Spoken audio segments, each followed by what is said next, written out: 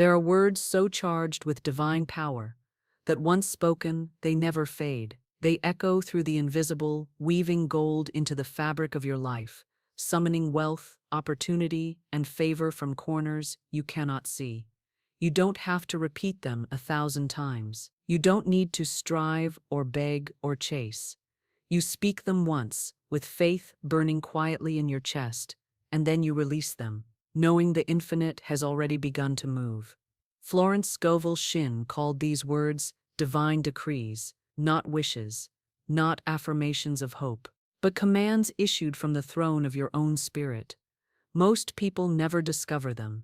They drown their prayers in doubt, repeat phrases without feeling, and wonder why the heavens remain silent. But the ones who understand, the few who have learned to speak from the consciousness of completion, know the truth.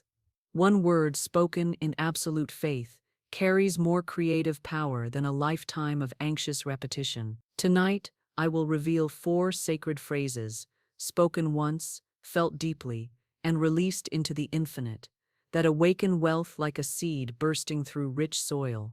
They are not new. They are ancient, hidden in plain sight, whispered in the pages of Florence's writings, known by the mystics and forgotten by the masses. So before we begin, take a breath. Feel the stillness behind your thoughts, because these are not words to be memorized.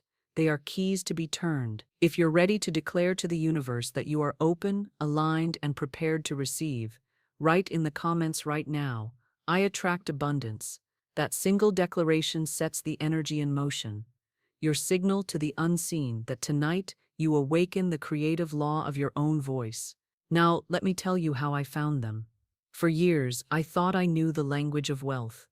I read the books, repeated the affirmations, visualized the bank accounts, the open doors, the answered prayers, and yet nothing changed.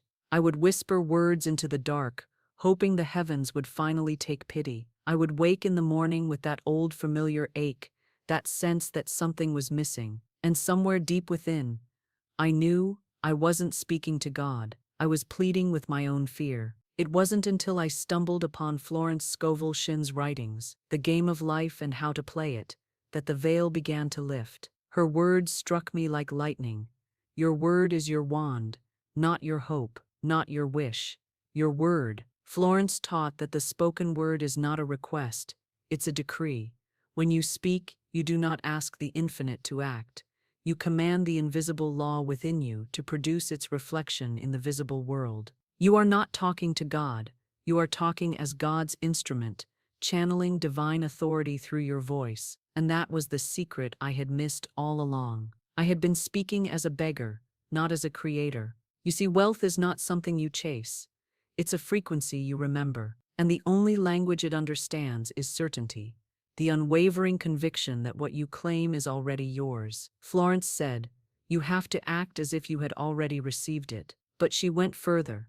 She knew that when the word is spoken in that faith, the universe responds instantly. It doesn't matter whether you see results in 1 day or 1 month. It matters that you feel it as complete. Speak it as complete, and release it as done. So tonight we will walk together through 4 divine phrases, each one a key forged in faith, designed to unlock a different gate of wealth. These are not phrases to chant mindlessly. You will speak them once, when you're ready, not with doubt, not with tension, but with that calm inner knowing that the law of supply already moves through you. And when you speak them, don't rush. Don't try to feel powerful. Just let your voice be steady, your heart be still, because it's not your effort that moves mountains, it's your alignment. Now, let's begin with the first. The first phrase was revealed to me one quiet morning, as the sun broke through the curtains and the weight of worry still pressed on my chest. I was thinking about all the ways I could fix my life, all the plans, the goals, the hustle, and then a whisper came, not from outside, but within. I am the channel of divine supply, and all that is mine flows to me now. That phrase changed everything. I didn't say it to get money. I said it because in that moment I remembered who I was.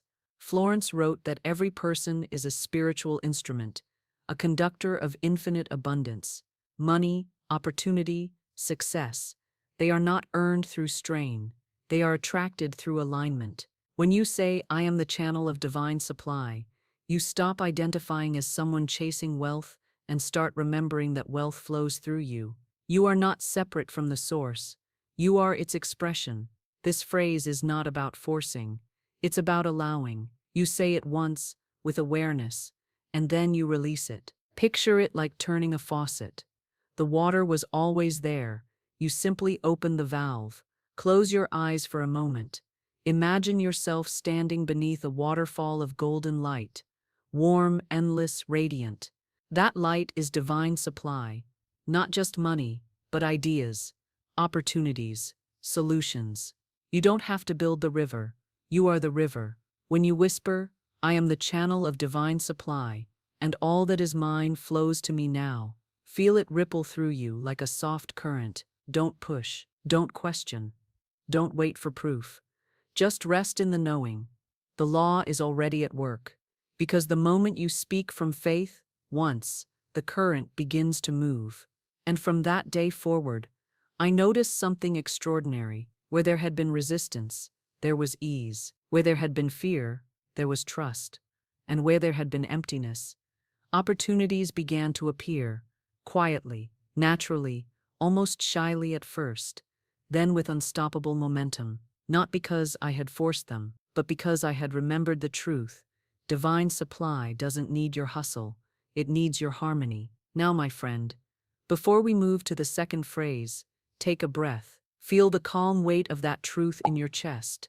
You don't have to chase what's already yours. Say it once, from your soul, and let it go, because the river has already begun to flow. The second phrase came to me during a season when everything felt uncertain. Bills on the table, promises unfulfilled, doors that seemed closed. I would stare at the ceiling late into the night and ask myself, how is this ever going to work? But one morning, as I sat with Florence's words open before me, something inside whispered back, not as comfort, but as command. Everything I desire is already prepared for me. I now walk in the path of its unfolding. It struck me deeply, like an ancient echo, soft yet unshakable. You see, most of us live in the waiting room of life, peering through the window at our desires, thinking we must earn the right to receive them. But Florence reminded us of a higher law. The universe is not building your blessings, it has finished them. Your role is not construction, it's connection. When you speak this phrase, you stop striving and start aligning. You realize your desires are not random. They are spiritual blueprints calling you home. Think of it this way. Imagine you're walking through a fog, unable to see more than a few steps ahead. You don't panic, because you trust the path will appear beneath your feet. Each step reveals the next.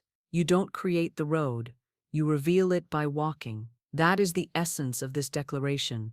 You don't ask, when will it come? You affirm, it's already here, unfolding. Florence taught, faith knows it is already received, and acts accordingly. So when you say these words, you are not begging for manifestation, you are stepping into completion. Repeat it slowly, just once. Everything I desire is already prepared for me. I now walk in the path of its unfolding. Now pause. Feel how your body responds. Can you sense the shift, the soft loosening of the shoulders, the quiet confidence replacing that restless need to fix and force? Because now you're no longer the struggler, you are the witness, the one who watches blessings take shape in perfect time. This phrase is powerful because it carries surrender, not the kind that gives up, but the kind that lets go. It tells the universe, I trust you, I trust divine order, I trust the unseen more than my fears. And from that trust, synchronicities begin to bloom. You meet the right person at the right hour.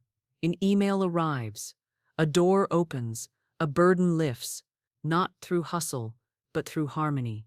Florence would say, you cannot receive what you cannot picture, so see it now.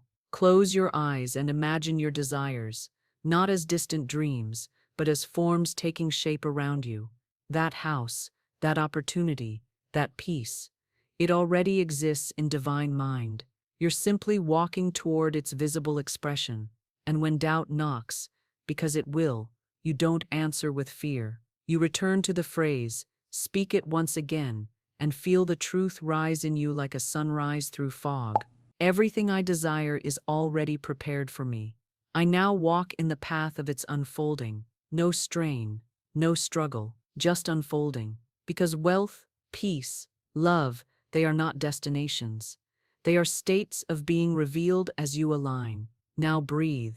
Smile softly. You are not behind. You are right on time, walking the path your soul has already paved. The third phrase is the bridge between panic and peace, between staring at the numbers on a screen and remembering you stand inside an ocean that never runs dry. It came to me in one of those quiet moments when fear pretends to be reasonable, when it shows up with spreadsheets and headlines and the voice of be realistic. I heard it, felt it, and something in me stood up taller. Divine substance is all around me, and I am never without supply. Say it once, and let it sink like a stone into still water. This isn't a plea, it's recognition. You're not trying to get the sea to be wet. You're reminding yourself that you're already in it. Divine substance is the raw, invisible stuff from which everything visible is shaped. Money is one form. Ideas are another. People, doors, timing, favor, relief, restoration. These are all shapes divine substance loves to take. When you truly grasp this, the world shifts from not enough to always enough, changing forms. You may say, but I don't see it. You don't always see oxygen either. You feel its effect when you breathe. Divine substance works the same way. You feel it first, calm returning to your chest, a sense of being carried, clarity, where fog sat a moment ago. Then you watch it crystallize into channels, a call, a solution, a refund, a new client, an idea at 2 a.m. that pays for itself by Friday. Hold the phrase in your mouth like warm tea. Divine substance is all around me, and I am never without supply. Let each syllable lean on the next, as if you're stepping carefully across a river on stones that appear exactly where your foot needs to land. Do you see how this changes the energy of waiting? You're not waiting anymore, you're receiving. Waiting is empty and nervous. Receiving is active and alert. Waiting says, when will it come? Receiving says, I'm ready when it arrives. That readiness pulls timing into the present. If the mind protests, what about the economy? What about last time?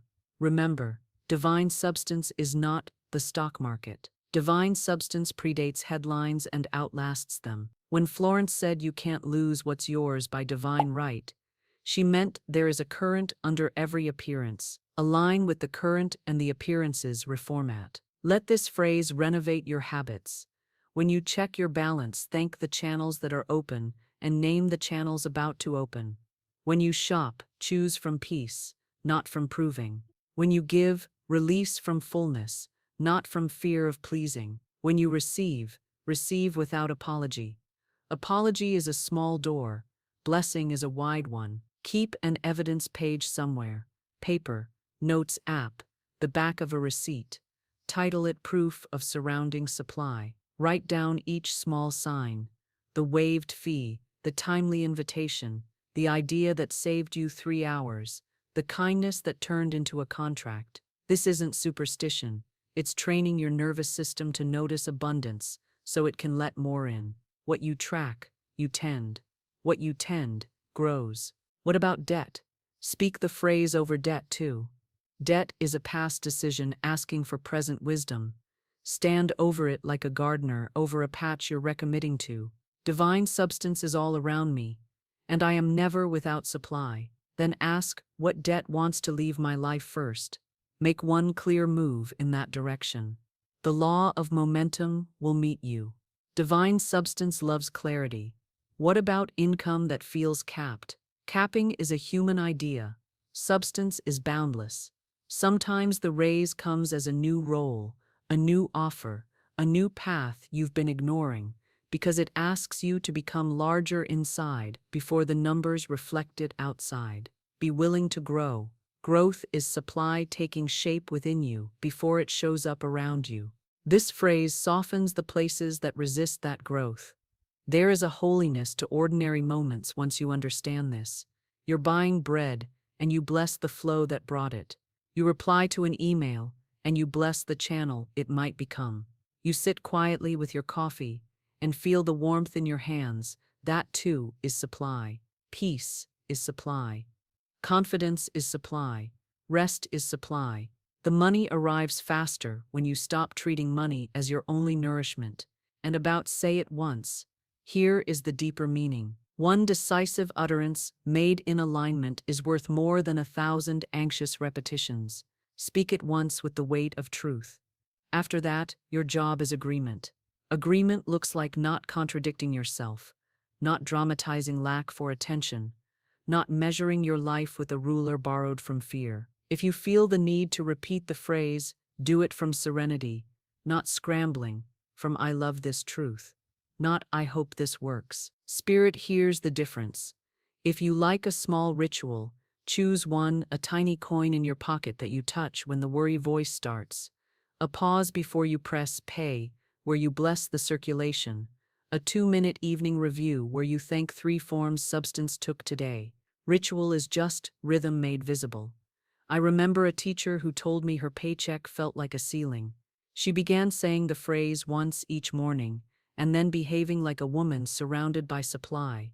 She pitched an after-school program she'd been sitting on for years, turned a hallway conversation into a grant application, and watched an entirely new stream appear without leaving her vocation.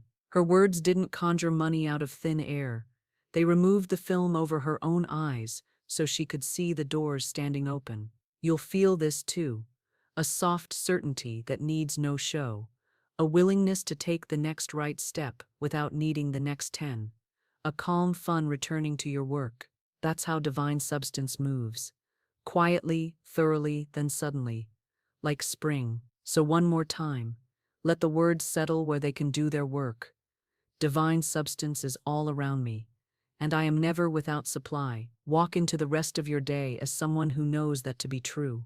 Let the door you open, the bus you ride, the keystroke you make, all of it, be done inside that field. And if anyone asks you why you seem lighter, you don't have to explain the phrase. Just smile and say, I remembered who provides. When you're ready, we'll speak the 4th and final phrase, the seal that turns this awareness into an unbreakable rhythm. Here is the seal, the sentence that closes the circuit, stops the leak of doubt, and sets your wealth on a path that keeps widening without drama or strain. By divine law, I accept my appointed wealth now. It multiplies and serves good, under grace and in perfect ways. Let it arrive in you like a verdict, not a hope, not a wish, a ruling. You are not begging wealth to consider you.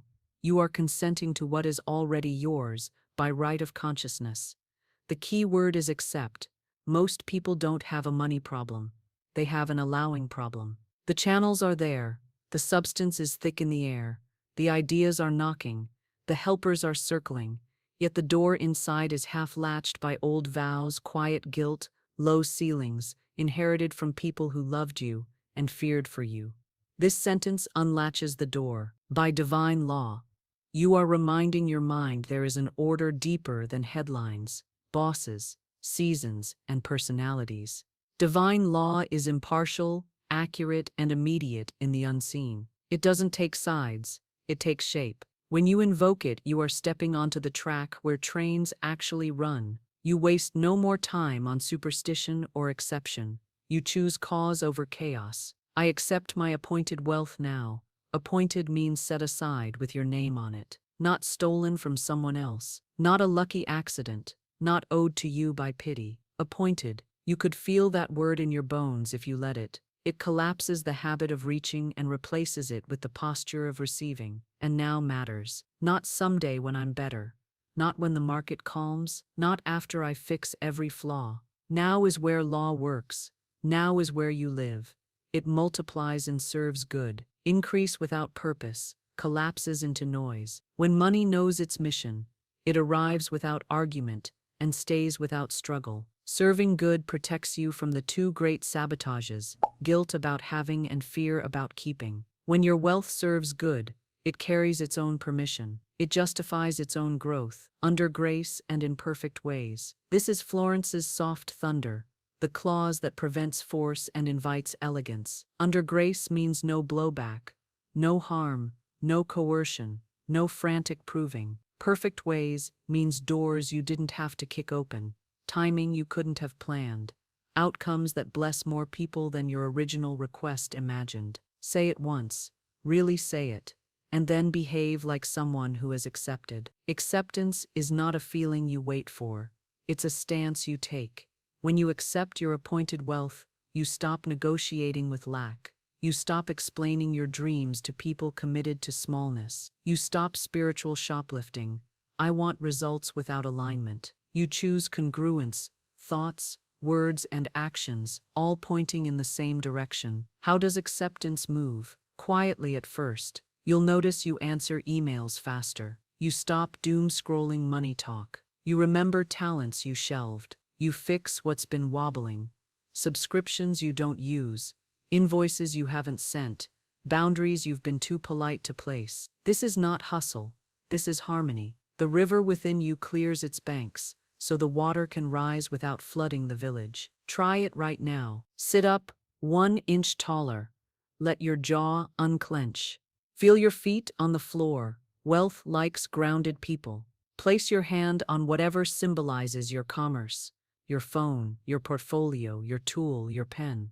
Breathe until your breath is unhurried. Then speak with the tone you would use to toast a vow that has already been signed and witnessed. By divine law, I accept my appointed wealth. Now it multiplies and serves good under grace and in perfect ways. And then be still. Let the echo do its work. You might feel a small internal argument begin. Do I deserve it? Serving good answers that. Good wants reach. Your increase lets goodness travel farther through you. What if people judge me? Bless them and keep moving. Your life is not a courtroom where every stranger is a juror. What if it doesn't work for me? That's an old spell. Cancel it in place. I withdraw that. I accept by divine law. The mind will try slogans from your past. Your mouth now owns a stronger one. I taught this sentence to a designer who could never cross a certain yearly number without everything breaking. Car repairs, clients ghosting, sudden fevers. She would hit the ceiling, and life would politely push her back down. She realized she had made an unconscious pact with modesty. If I grow too much, I'll outpace my circle. They'll feel small. She said the sentence once and then kept it by her sink for a week. Nothing dramatic happened, just steadiness. She raised a price she'd been apologizing for, declined a frantic client, pitched a retainer that honored her actual value. 3 months later, she sent a note. I didn't chase this number, I accepted it. It stayed. That's grace. No fireworks, just floors that stop creaking under your feet. Acceptance shapes language. You won't say I'm terrible with money and expect wealth to trust you. You won't call yourself broke to get a laugh. Your nervous system is listening. You'll retire the sentence, I can't afford it, and replace it with, that's not aligned right now. Or I choose this instead. You'll stop worshiping bargains and start honoring value. Cheap is often expensive in disguise. Acceptance has better taste. Acceptance changes how you pay. Instead of bracing when a bill arrives, you bless the service you received and the people it supported. You send the payment like a seed, not like a fine. You whisper your seal over it and release it to return multiplied. Under grace, circulation widens your world, hoarding shrinks it. You will feel the difference in your body. And yes, acceptance requires endings. There are subscriptions, partnerships, excuses, and price points that cannot travel with your appointed wealth. Bless them and close them. The fear that says, what if I need this later, is the same fear that keeps closets full and calendars clogged. Make space and watch what rushes to meet it. Action flows naturally when acceptance is true. You'll make the call, ship the proposal, learn the skill, tidy the ledger. But these actions carry a new resonance. They're not performed to become worthy. They're expressions of the worthiness you finally stopped arguing with. Work done from acceptance lands in rooms effort cannot enter. Let this sentence guard your night and morning. At night, it pulls old panic out of your cells while you sleep. In the morning, it tunes your day to a higher key before the world can lower your pitch. Say it once with full weight, then move as if the court of heaven recorded it, because it has.